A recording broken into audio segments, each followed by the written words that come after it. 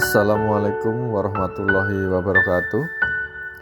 Pada kesempatan ini kami dari kelompok 9 akan membahas sebuah studi kasus yang berjudul Best Praktis Penarikan Pajak Bumi dan Bangunan Desa Kajen, Kecamatan Ceper, Kabupaten Klaten, Provinsi Jawa Tengah. Semoga pembahasan ini dapat memberikan wawasan baru terkait strategi pengelolaan PBB yang dapat direplikasi di wilayah lain. Untuk memulai presentasi ini, izinkan saya memperkenalkan anggota kelompok kami. Yang pertama saya sendiri, Bondan Ari Sungkowo. Yang kedua, Novia. Yang ketiga, Selvi Margarita Baitanu. Yang keempat, Soromiani. Yang kelima, Asna Mitreda Taimenas. Yang keenam, Meldasari. Yang ketujuh, Noverius Telaum Banua. Mari bersama-sama menjadikan pemaparan materi ini sebagai sarana pembelajaran yang bermanfaat bagi kita semua. Simak ulasannya berikut ini. Terima kasih atas waktu yang diberikan oleh Pak Bondan. Apa itu PBB? Pajak Bumi dan Bangunan atau PBB adalah jenis pajak yang dikenakan atas kepemilikan, penguasaan, dan atau pemanfaatan tanah dan atau bangunan. Pajak ini bertujuan untuk meningkatkan pendapatan negara atau daerah yang nantinya digunakan untuk membiayai pembangunan dan pelayanan publik. Pajak bumi dan bangunan didasarkan pada nilai tanah dan bangunan yang dikenakan dan penghitungannya melibatkan nilai jual objek pajak atau NJOP. Pajak ini dikenakan kepada individu atau badan yang memiliki hak atas tanah dan atau bangunan. Dan besarnya pajak terhutang dicatat dalam surat pemberitahuan pajak terhutang atau SPPT. Pajak bumi dan bangunan diatur oleh Undang-Undang Nomor 12 Tahun 1985 tentang pajak bumi dan bangunan, yang kemudian diperbaharui dengan Undang-Undang Nomor 28 Tahun 2009 mengenai pajak daerah dan retribusi daerah, yang memberikan kewenangan kepada pemerintah daerah untuk mengatur dan mengelola pajak bumi dan bangunan di wilayahnya.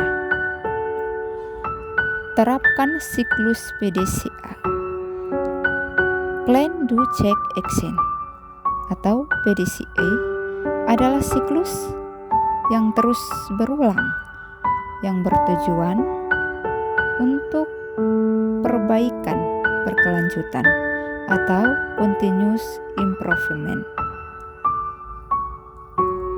Filosofi best practice. Tidak ada yang terbaik, yang ada hanya lebih baik. Bahwa kesempurnaan tidak pernah benar-benar tercapai, karena selalu ada ruang untuk peningkatan. Dalam konsep ini, yang utama bukanlah pencapaian akhir, melainkan upaya perbaikan yang berkelanjutan atau terus-menerus. Distribusi dan pembayaran pajak bumi dan bangunan.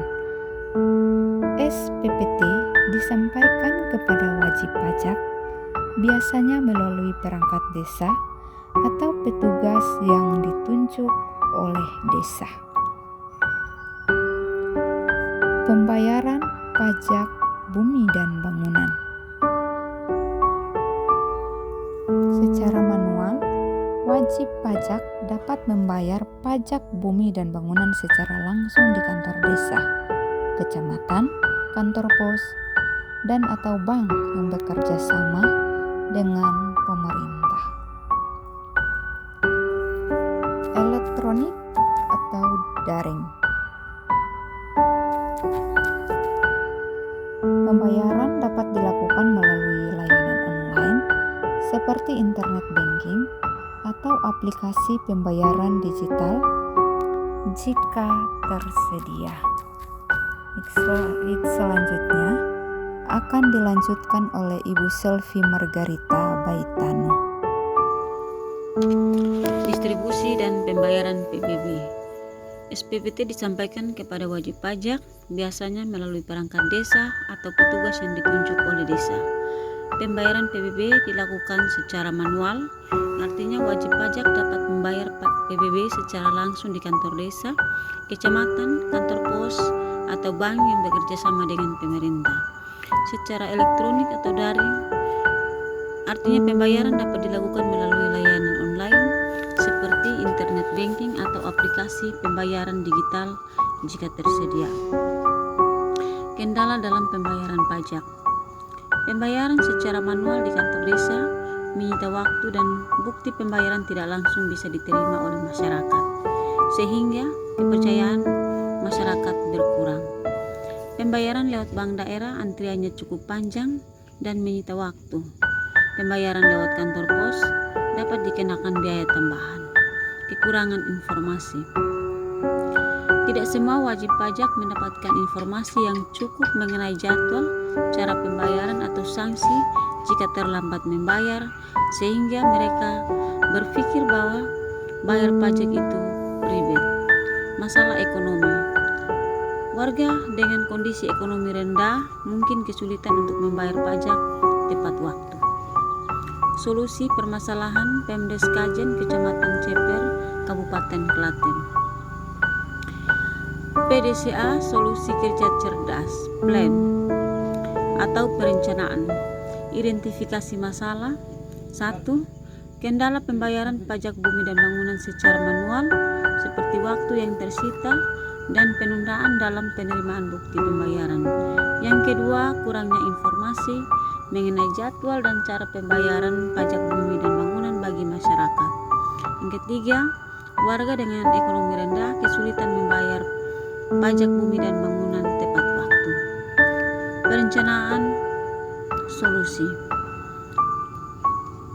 Yang pertama, menunjuk petugas pungut biaya pajak dari masyarakat setempat melalui SK pengangkatan. Yang kedua, memberikan modal awal sebesar 3 juta rupiah untuk dana talangan yang bergulir yang dapat mempermudah warga dalam membayar pajak. 3. Klasifikasikan kemampuan masyarakat dalam pembayaran pajak. Itu sangat penting. 4. Menyediakan honor dan reward untuk petugas agar termotivasi. Yang kelima, memanfaatkan sumber daya desa dari hasil pajak untuk pembangunan dan penghargaan bagi desa. Tujuan, mempermudah proses pembayaran PBB, meningkatkan kepercayaan masyarakat, dan mempercepat pencapaian target pembayaran agar desa bisa menjadi desa taat pajak. Pelaksanaan. Tahapan pelaksanaan. 1. Pemerintah desa mengangkat tugas pemungut pajak dengan dana awal talangan 3 juta rupiah. 2. Petugas pungut pajak melakukan penarikan PBB dengan sistem dana bergulir, sehingga warga dapat membayar lebih fleksibel. 3. Penginformasian dilakukan secara langsung oleh petugas dan melalui media desa untuk memperbaiki kendala informasi. Memastikan semua wajib pajak tahu jadwal, tempat, dan tata cara pembayaran PBB. 4. Pembayaran disediakan baik secara manual maupun ring, disesuaikan dengan kondisi dan kenyamanan masyarakat. 5. Petugas yang berhasil mencapai target penghargaan desa taat pajak diberikan honor sesuai kesepakatan. Cek pemeriksaan. Pada tahapan ini, evaluasi dilakukan untuk melihat apakah solusi yang diterapkan efektif. Pemerintah desa dan petugas pemeriksa. 1. Apakah pembayar PBB meningkat setelah penunjukan petugas dan adanya dana talangan? 2. Apakah waktu dan kenyamanan proses pembayaran PBB dirasakan lebih baik oleh masyarakat? 3. Apakah target dan desa sebagai desa taat pajak tercapai dengan metode yang diharapkan? Data dari pelaksanaan ini seperti jumlah pembayaran yang berhasil ditagih, waktu atau lama pembayaran, tanggapan warga, dan jumlah penghargaan yang diterima dikumpulkan untuk evaluasi ACC. Tindak lanjut. Berdasarkan hasil evaluasi, beberapa langkah yang dapat diambil. 1. Jika target tercapai, program ini dapat dijadikan prosedur tepat dengan peningkatan pelaksanaan seperti penambahan dana talangan atau perluasan akses pembayaran digital untuk lebih banyak.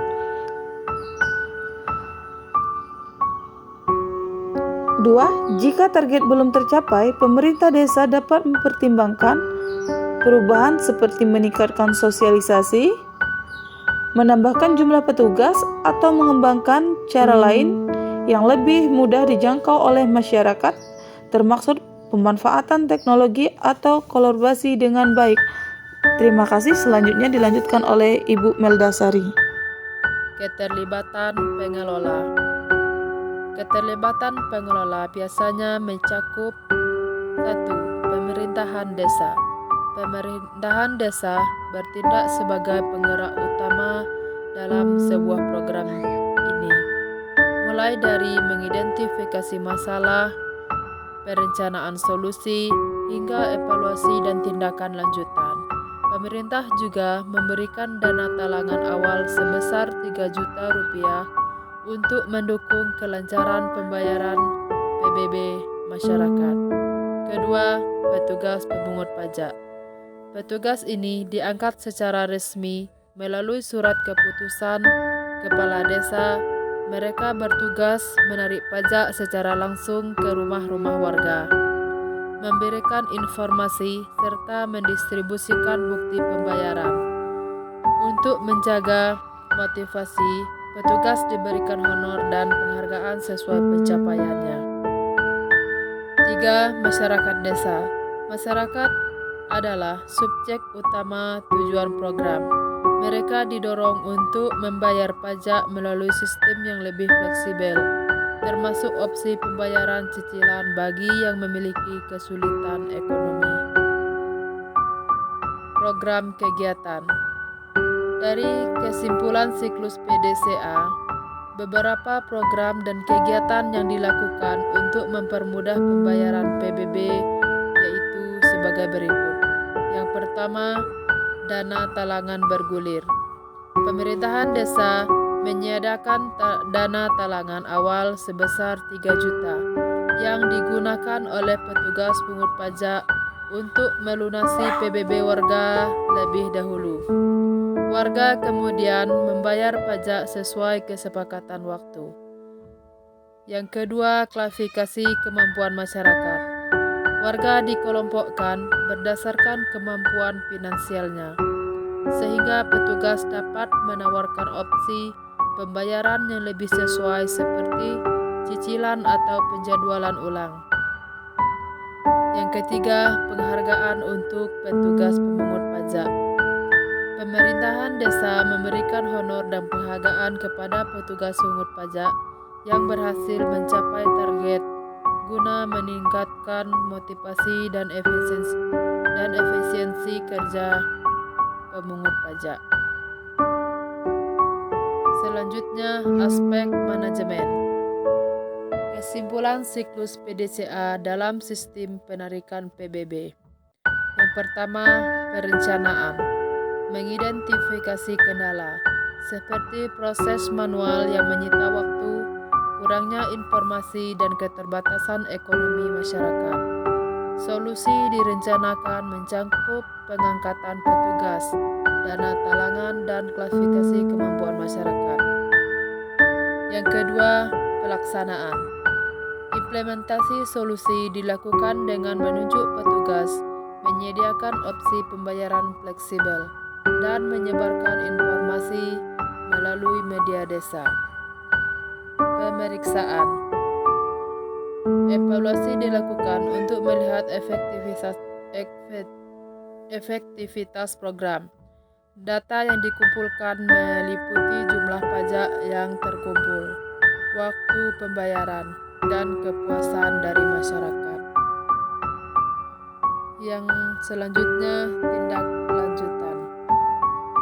Jika target tercapai, program dijadikan prosedur tetap dengan meningkatkan fasilitas seperti perluasan akses pembayaran digital.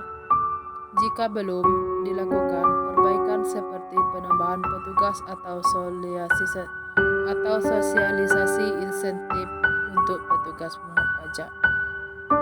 Pemerintah Kabupaten Klaten, Badan Pengelolaan Keuangan Pendapatan dan Aset Daerah (DHKP), Daftar Himpunan Ketetapan Pajak dan Pembayaran, Pajak Bumi dan Bangunan, Buku 1, 2, dan 3 tahun 2024. Tanggal terbit 5 Februari 2024. Provinsi Jawa Tengah, Kabupaten Klaten, Kecamatan Ceper, Desa Kajen.